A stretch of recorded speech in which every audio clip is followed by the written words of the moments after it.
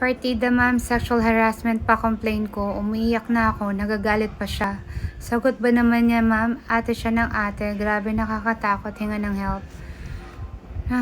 Naiiyak ako dito sa message niyo po, Madam Fajardo. Bakit ganyan sila sa inyo? At sexual harassment? Ikaw pa yung napagalitan? If I were the 1955 agent, uunahin kita kasi bilang isang babae, hindi talaga maayos sa kalooban natin na nahaharas tayo sexually.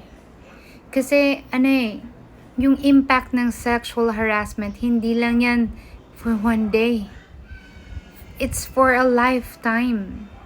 Kaya, alam niyo po, madam, at sa lahat po na nagrereklamo ng mga 1955 agents, ito lang po pwede natin gawin. Ireklamo ang agent number.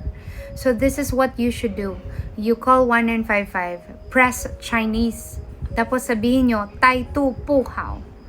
Pangit ang ugali. Puhaw. Agent number. Yun, alam na nila yun. Kasi the more people na magrereklamo sa kanya, or kung sino mang agent na yan, the better. Kasi that's the evidence na talagang tanggalin na siya dyan kung sino man ang taong yan.